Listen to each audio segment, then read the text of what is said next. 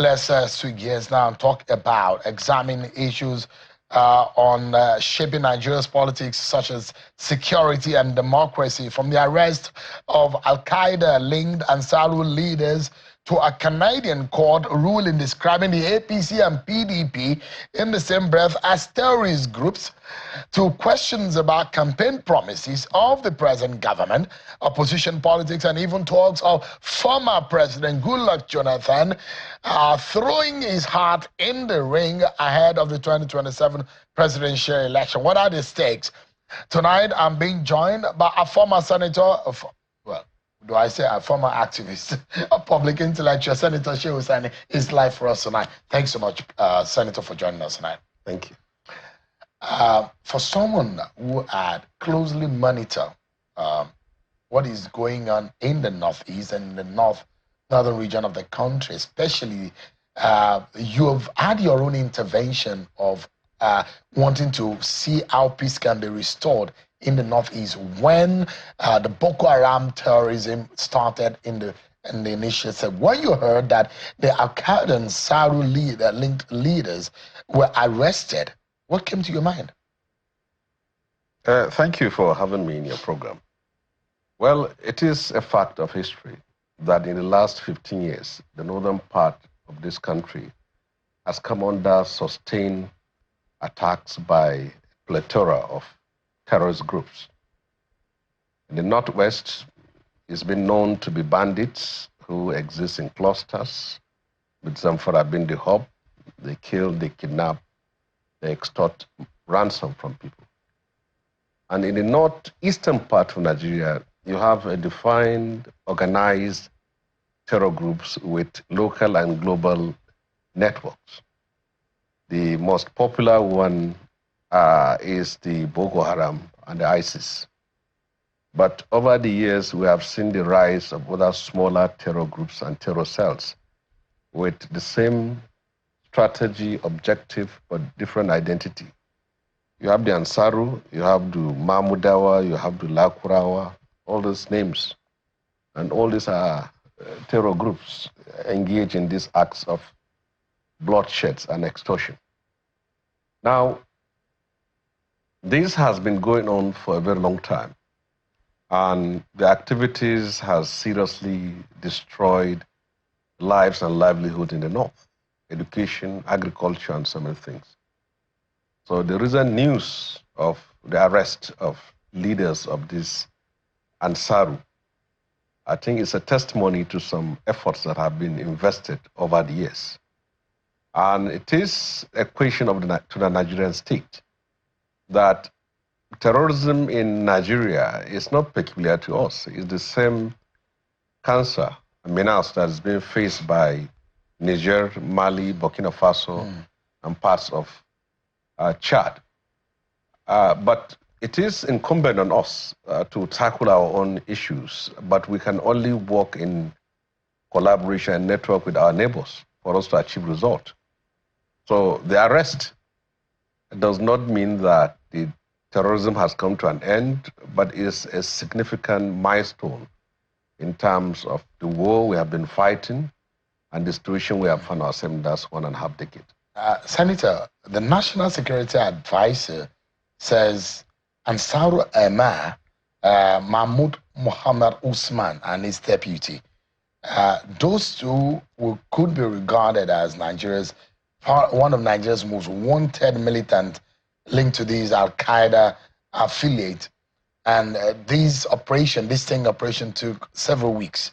And it will appear to me that the arrest also yielded some digital evidence with cross-border links to the Sahel. What concrete follow-through do you think this government could make as part of a success? And how much of a success in any way could this be for us in leading us to a possible end to Boko Haram and their affiliates terrorism in the northeastern region of the country? Well, I will answer it this way. But what many people don't understand is the difference between terrorists and bandits. Bandits... They're not the same. They're not the same. Bandits are the ones in the northwestern part of Nigeria. So these are gangs of criminals that exist in small clusters. They're in Zamfara, they are in parts of Kaduna, Niger, Katsina, and Sokoto State. They are driven by the need for them to acquire proceeds of their own crime. So they are not driven by any ideological or philosophical background. Terrorists define criminal organizations with political, social, and religious agenda.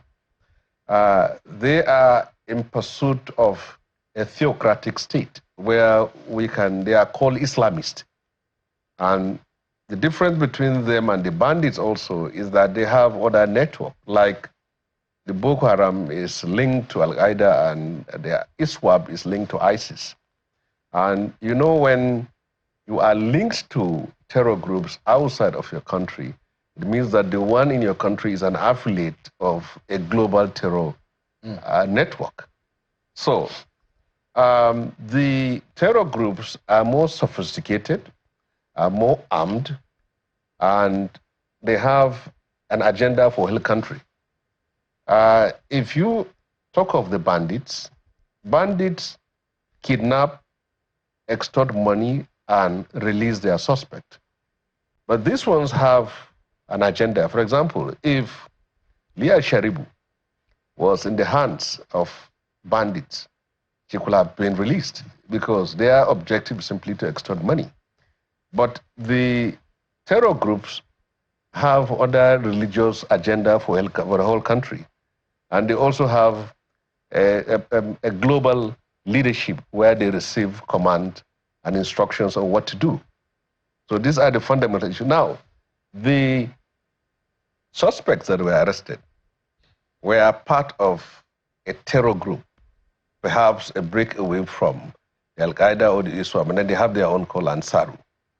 So if an Ansaru is in control of a village, they will impose their own aspect of Islamic rule, and they have an imam, and they have code and other ethical stipulations for their own society. Now, this is what they do.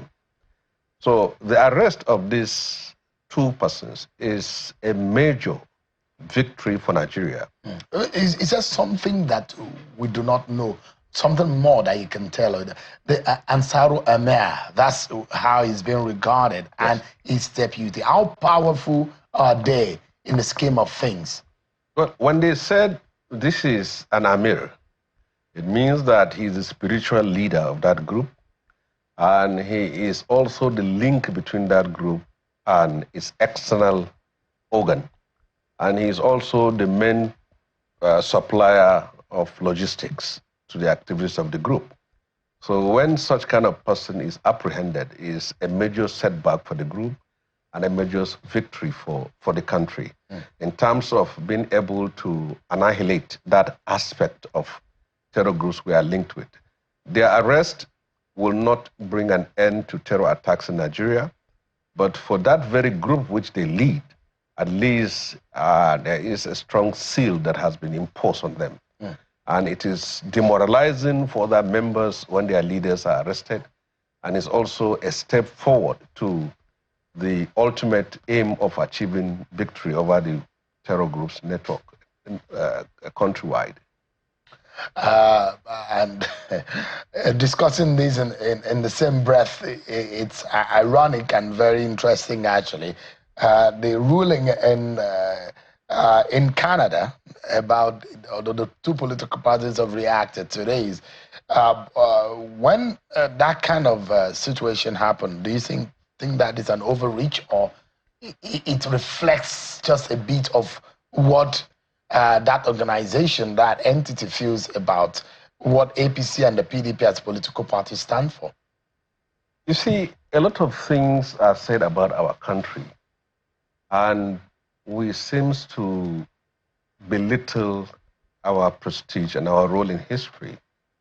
That is why you hear people outside of the country calling Nigeria a nation of scammers, of fraudsters, a corrupt people, and terror and whatever. But if you go through history and see the role Nigeria played, there is no country in this continent or outside of this country that has made enormous contribution to global peace and stability. I will go a bit of history. Before Nigeria's independence during the Second World War, Nigeria was drafted to fight in Europe. Nigerians fought in Europe against the Nazi Hitler. We fought in East Africa when Mussolini was trying to occupy Somalia and Ethiopia. Nigerians were in Burma. Nigerians were in Philippines. This was the record before even our independence. Just immediately after our independence, 60s, Nigerians were in Congo to restore peace and order. And you see the role we played in the 80s in terms of bringing peace to Somalia under UNISOM.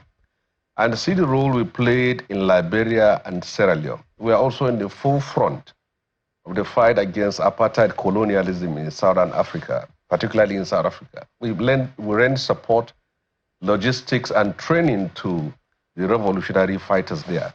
We've supported MPLA in Angola. We supported Frelimo in Mozambique. Now, this is a country that someone will sit down comfortably in Europe or United States and simply cast aspersion and defame us and try to destroy our identity, while for all these things we have done to humanity, we got no credit for it. Now, a court in Canada, an obscure court, whether it's a magistrate or a high court, will sit down and look at a nation of 230 million people and see the biggest of their political parties that preside over their affairs are terror groups. I think it's time for everyone to learn to speak for this country. I don't think that it makes any sense. And I read a legal opinion on it. Someone was perhaps a minister under Obasanjo administration, and then he has an issues there. And the reference was made. Yeah.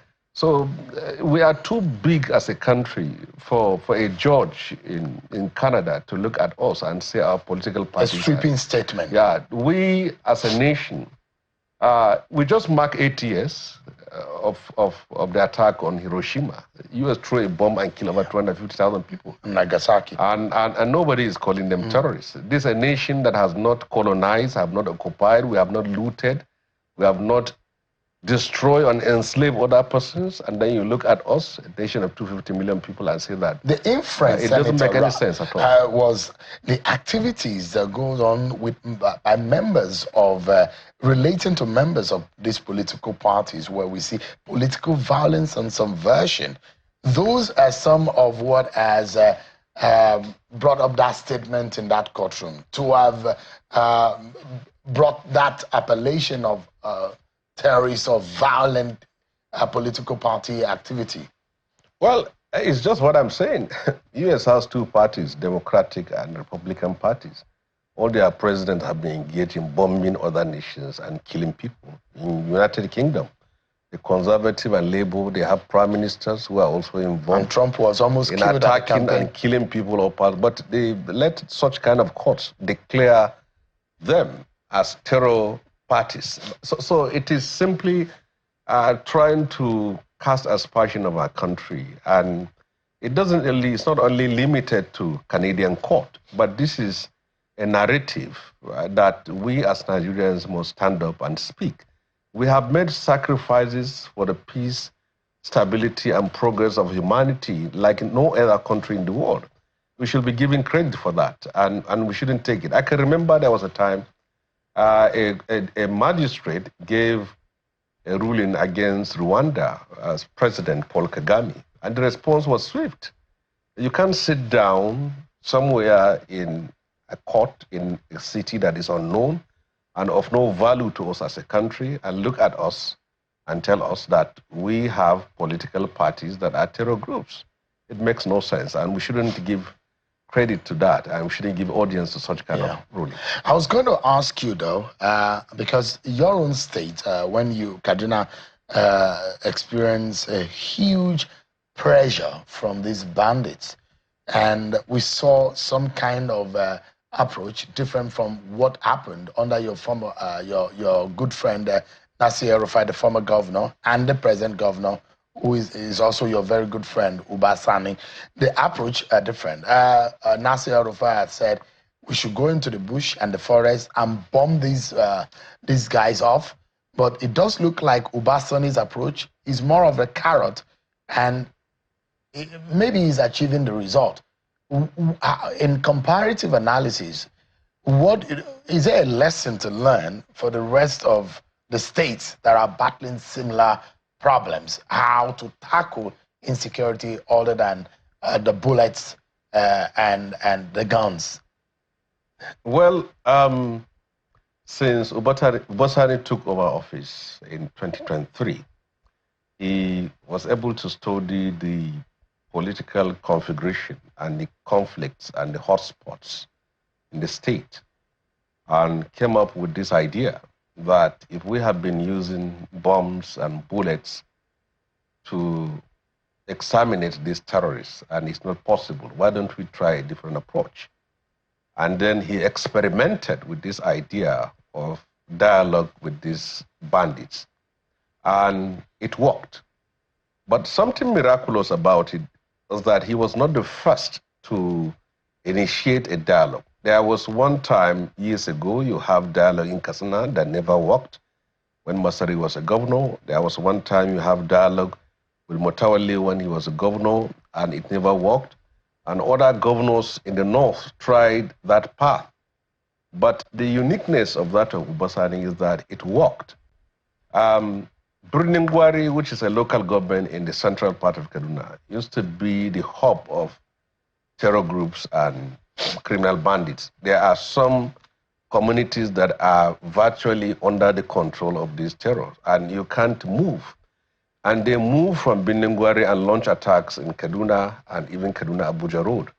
And whoever is kidnapped from Abuja or Kaduna is being taken to Bruningwari and later transferred to Zamfara. Now, Sani, with the help of National Security Advisor and other agencies, have been able to achieve that feat. Now you have peace in Bruningwari. People can drive any time of the day.